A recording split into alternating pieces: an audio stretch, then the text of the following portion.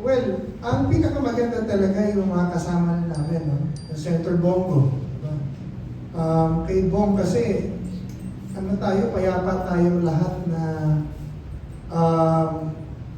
hindi mag-aalala ang sino man sa atin, kahit si Sara, na aagawan siya ng pwesto.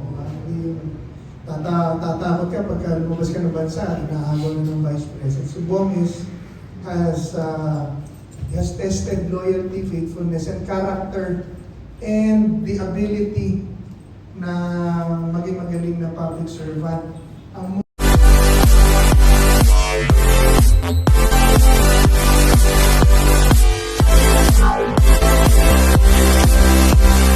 Deep is running for president, no? Tsaka I'm sure maraming praise at maraming batikos, no? Maraming takot, no? At maraming natutuwa. Question: ang kanyang pagkatakbo for president will also depend on who her running mate will be. Di ba importante, di ba? Kasi yung vice president mo, makakatulong din sa iyo, no? Ano may mga reaction, no? Na isabay daw si Robin Padilla, si Marcoleta. Anong view mo, Greco? Well, ang pinakamaganda talaga yung mga kasama namin, no? Yung Senator Bongo. Diba? Kay Bong kasi, payapa tayo lahat na hindi mag-aalala ang sino man sa atin, kahit si Sara, na aagawan siya ng pwesto. Hindi tatakot ka pagka lumabas ka ng bansa, inaagaw na ng Vice President. Si Bong has tested loyalty, faithfulness, and character, and the ability na maging magaling na public servant. Among many national leaders ngayon, ang meron patunay na galing na pinakita, si Bong. When he was serving the former president, nakita rin natin how he managed the affairs of the office of the president.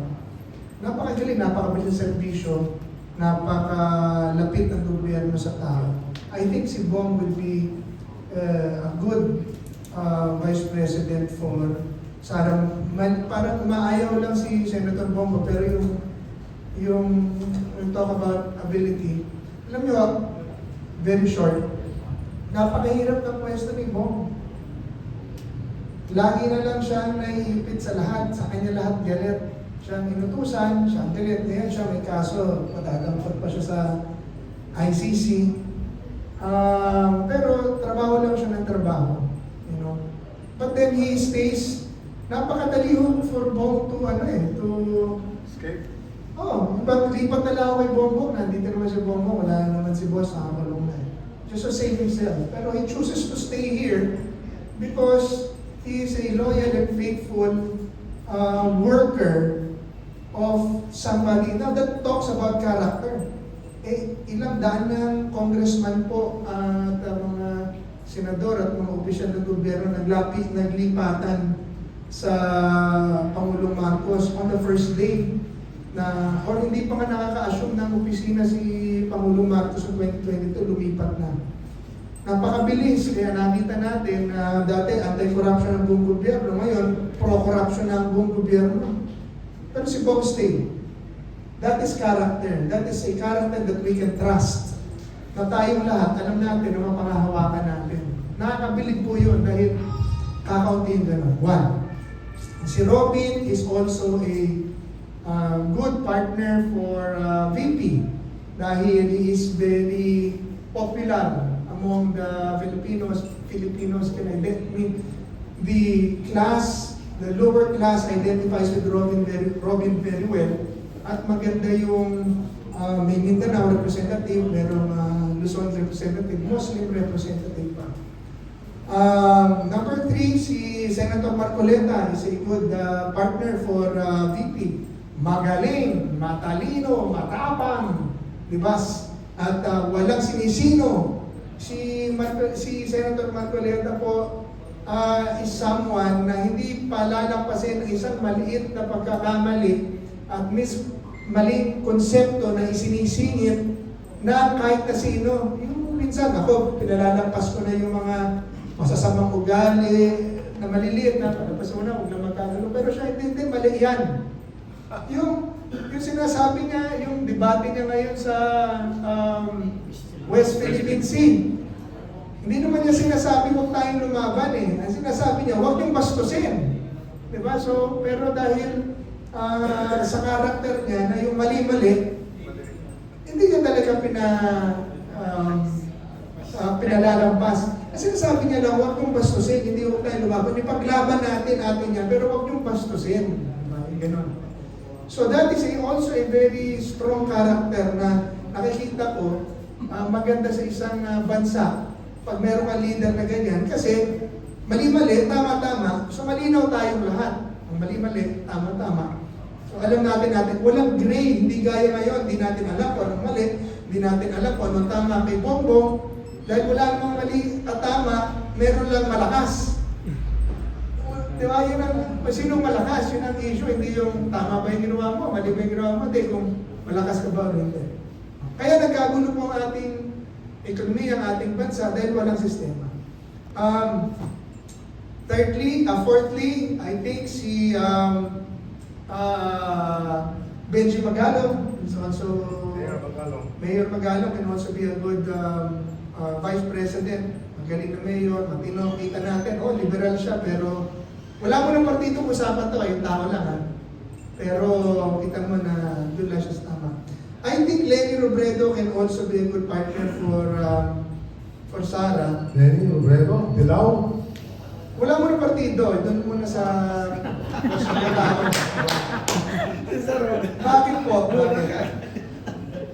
Ang isa nating problema talaga sa bansa natin, yung pag nanalo presidente, binibenga lahat ng kalaban. So, ang timalo, pag upo ng presidente, hati na kaagad ang bansa.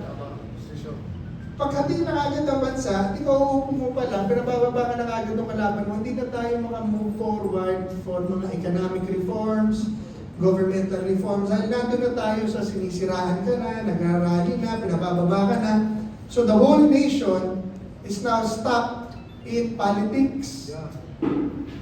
If we get Lenny, everybody has, pati yung liberal na kalaban, pink at dilaw kalaban, will have her share or their share in governance.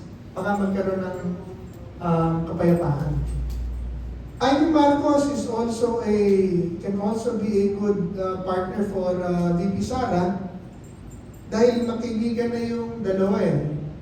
Yun nga lang, marami nag-react, Duterte Marcos na naman. So, eto naman po, wala naman po akong, ito nga po, bukas lang yung aking isip kung sino, no? Kasi in the end, it's VP Sara who will choose her running mate at kung sino man ang kanyang piliin, syempre, we will support. Pero kung ako lang ang tatanungin, yun po ang ating mga isa sa alang-alang sa pagpili. Ability, capability, track record, and what's good for our country. Assuming napupunin niya si Lenny or si Amy, dalawa babae, is that possible? Our country will be run by women, puro babae. Kaya mga lalaki, mag-insecure kami. Well, that will be a change, ano? Suddenly, dalawang babae. It's not the perfect system and perfect picture, pero it's a reality na pwedeng mangyari ngayon. Pero meron ka nga puro lalaki, pero puro korupsyon naman. Meron kang lalaki-babae, pero ang gulo-gulo naman. O meron kang babae-babae, pero baka naman umayos, baka hindi rin. So, I mean, it's not really a question of gender, it's a question of character and personality. And a question of what reforms are you going to introduce to our country. Yun po ang aking mahalagang paalala sa ating lahat. Let's talk about reforms. We have a good candidate right now. Si Ma'am Sara, si VP Sara is a very good candidate. Strong character and it's painted all over the walls na siya na talaga ang inihanda ng Panginoong Diyos sa 2020. Tito, meron lang akong papaliwanag sa inyong comment.